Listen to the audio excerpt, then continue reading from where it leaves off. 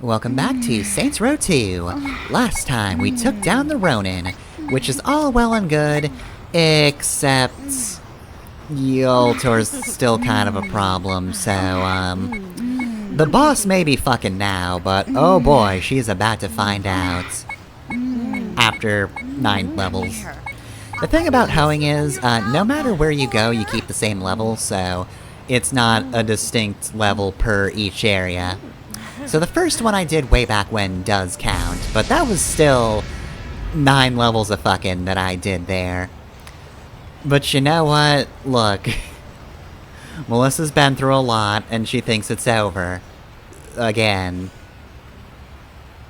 But unfortunately, a little bit of cutting loose here is all well and good, but we're gonna make our way downtown. You probably noticed that mission marker. It's a different mission marker than the first one, which was for only that last cutscene. Don't know why we had to manually go to it if we're not even gonna be a part of it, but whatever. And, yeah. This is where we end up. So, let's see. Everybody finish your business on the road. We are going to a bar.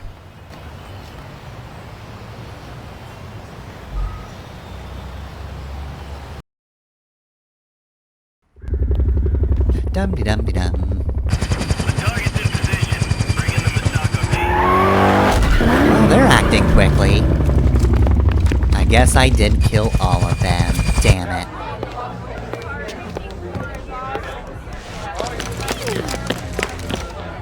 Well, hello there, Miss Staff. Nice to meet you. Yeah, I fucked for like 10 in-game minutes. Okay, well then.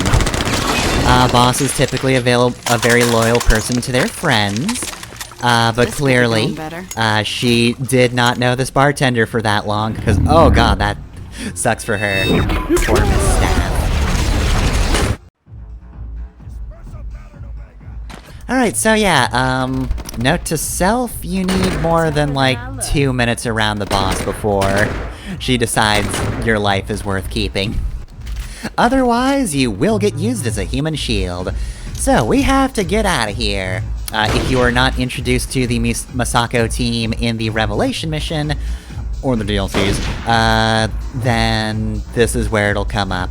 Which, gotta say, very effective first mission for the finale of Saints Row 2. While I do have an appreciation for the end of the first game, that one's pretty much just Julius gets kidnapped, you get a call, and then you just get a couple of missions. But here, on the other hand, yeah, no, we start with a company-funded army trying to gun us down in a bar. So, you know, at the very least, very palpable, the kind of situation we're in. We are now public enemy number 1, because all the other gangs are dead, and Ultor's like, hell yeah, get rid of the Saints now! Thankfully, for as armored up as they are, it doesn't exactly help them, considering the weaponry I'm packing. Hey, you got a second? No! Can I wait, Gat? I'm getting shot at. Yeah? Well, I got a couple APCs trying to run my ass. Oh, okay. Okay, so yeah, Alright, I'm on it. asterisk to the whole we're getting chased down thing. Everybody else is getting pursued too. Gat'll be fine, because it's Johnny Gat, and he only jobs once per game. Pierce and Shawnee on the...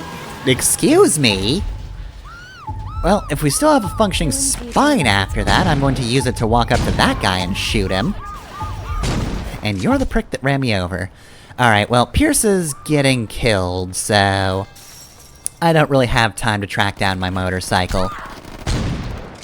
Right, so I have no idea where Pierce is, but we've gotta save him, which means running straight in and shooting these guys. Maybe don't run straight in. I'm heavily armed, but I'm not heavily armored. I do kinda die fairly quickly, and I don't think I've picked up a lot of fast food recently. I have to do it manually, which I haven't been, so, if I get close to death, then that's a problem.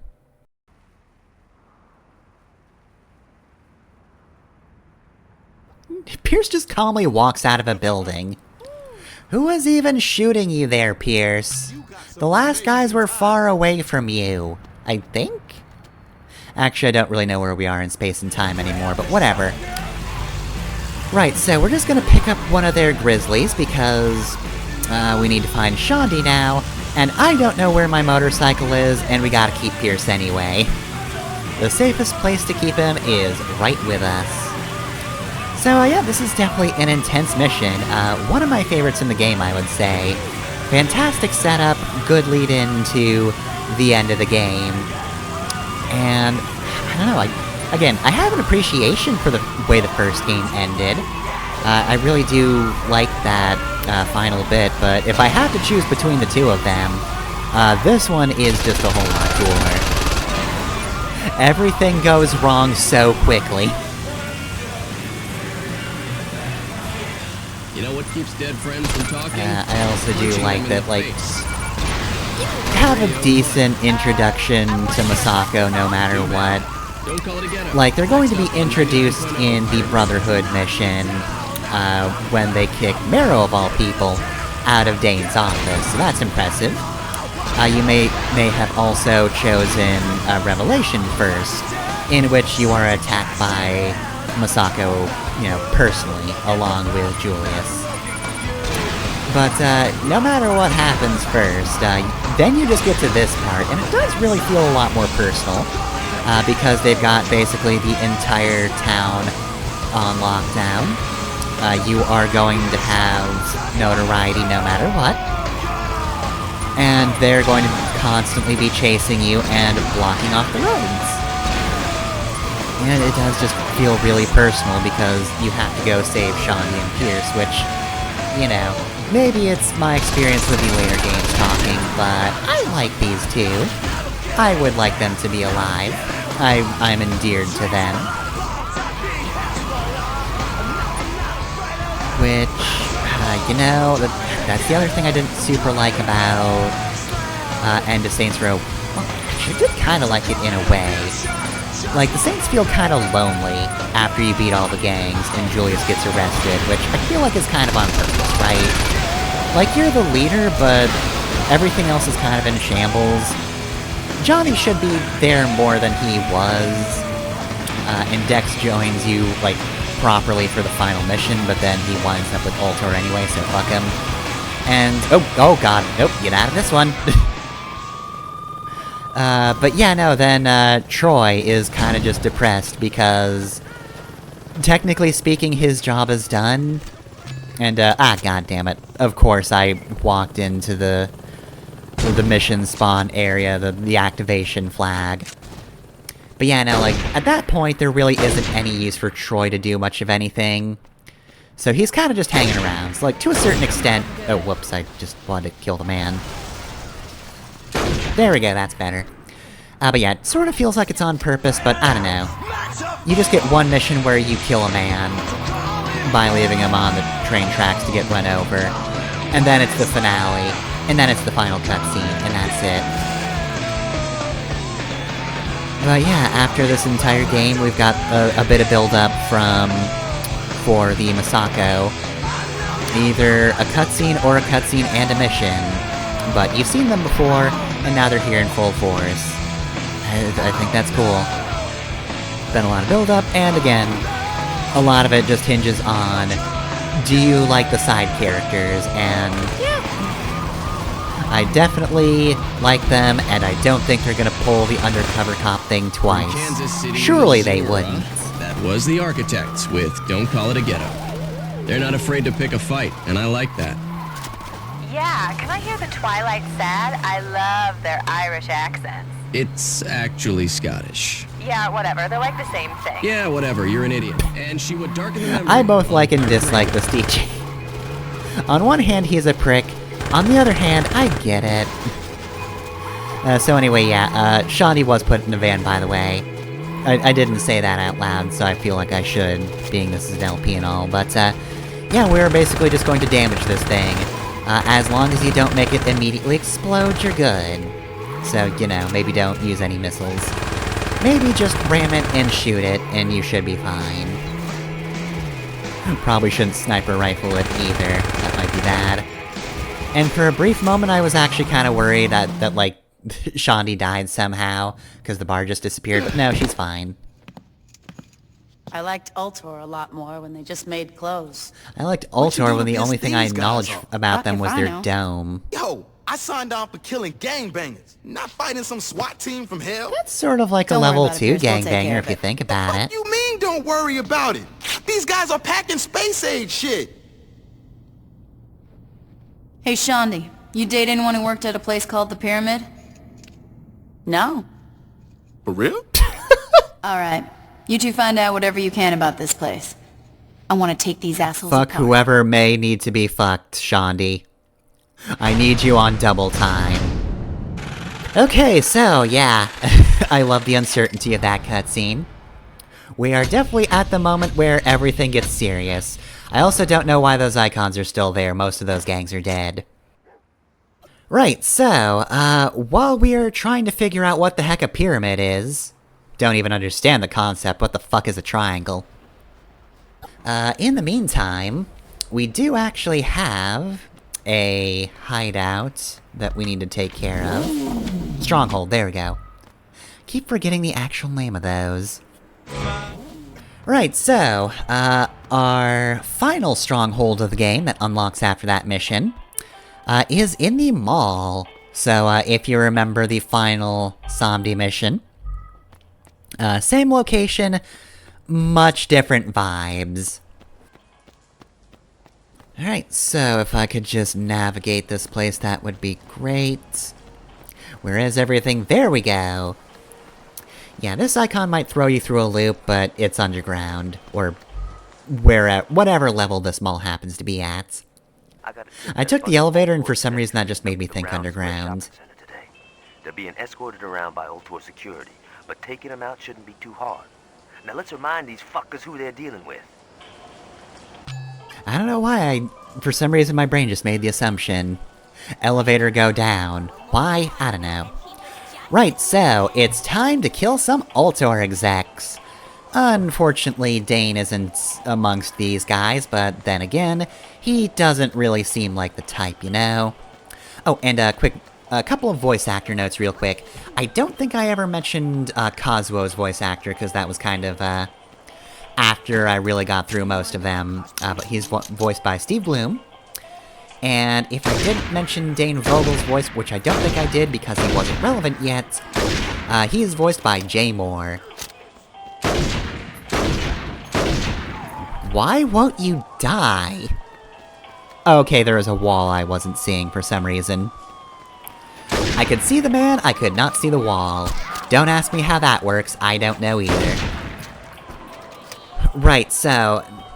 I guess speaking of Dane Vogel, while we assassinate a whole lot of people... Like I said before, he's very much a rat, and we're definitely seeing that towards endgame. I feel like he acts differently in every cutscene, but not in like a this is bad writing kind of way, but more of just an...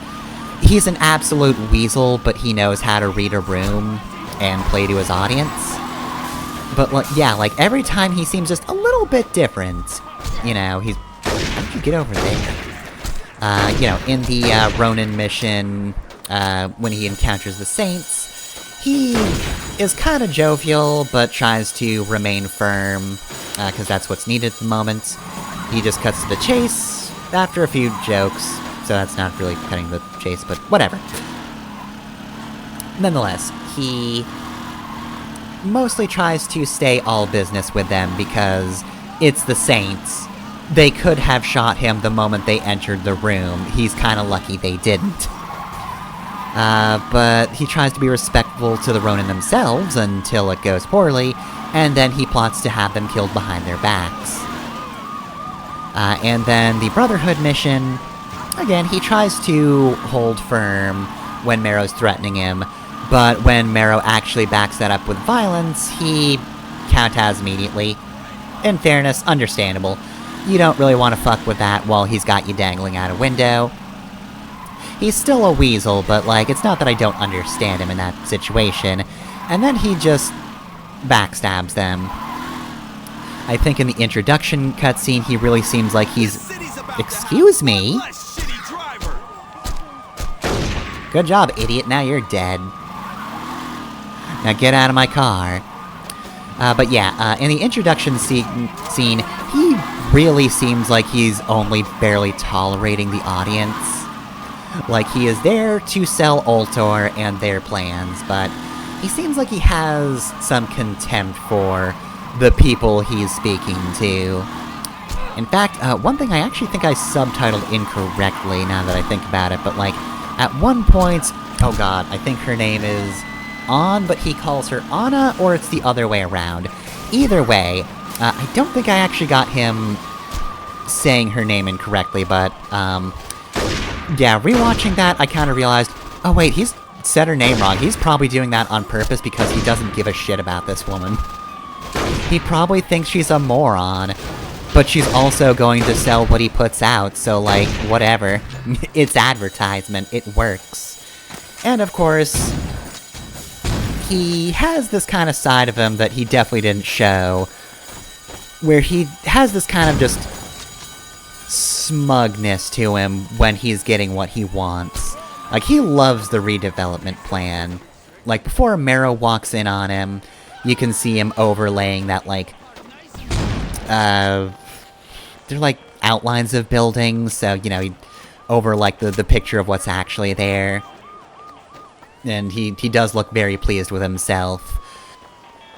And then, of course, when he's amongst other executives, he's free to just be a very straightforward, business-focused asshole.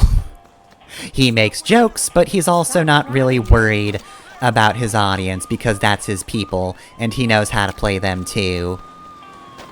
So yeah, absolutely fantastic villain. Fucking love that guy, he sucks so bad. And yeah, like I said, it's too bad he's not here, but he's probably smarter than everybody who has decided to come to this room and for some reason did not leave when somebody carrying an arsenal started firing through the mall and killing everybody else here. Like, yeah, weird, she's aiming specifically for executives. There's some collateral, but other than that, it's just all guards and executives. And you know, got zero qualms killing these guys. They suck in probably similar ways to Dane Vogel. They just don't have the charisma that he does. And that's why I'm killing this guy with a sniper rifle. Alright, there we go. That is Round Square Shopping Center. All we gotta do now is leave. Ah, god damn it. Alright, so, surprise! It's not just about killing all the executives. We've got a full 5-star notoriety, which means they are pulling out all of the stops. They do actually spawn a helicopter, you can tell. No, that dot's not moving fast enough, but there is a red dot that moves like a that one right there. That one that just flew by, that has to be a helicopter, because I didn't actually see an enemy go by. But it just swooped by very quickly, which means it's absolutely a vehicle. Oh god. Okay, yeah, they've got a rocket launcher, and for some reason that man did not have an arm. Right, so, the game does decide to throw a twist and makes escaping a part of the mission, which, you know, much for the same reason I like the previous main mission.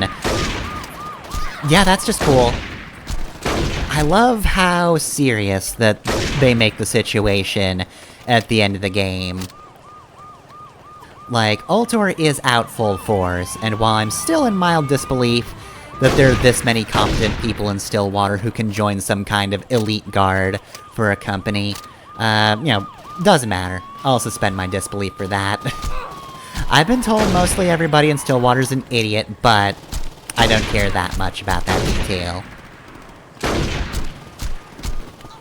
But, yeah, no, I like how even a mission, even a stronghold mission, rather, gets interrupted by something.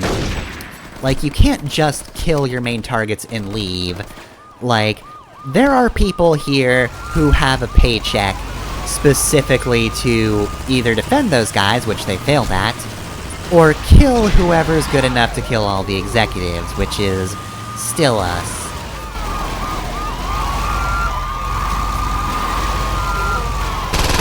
But yeah, you can definitely see a very major difference between the gangs and the, well, they're not cops, the Masako, the private force. For some reason, words are eluding me, but yeah, no, just...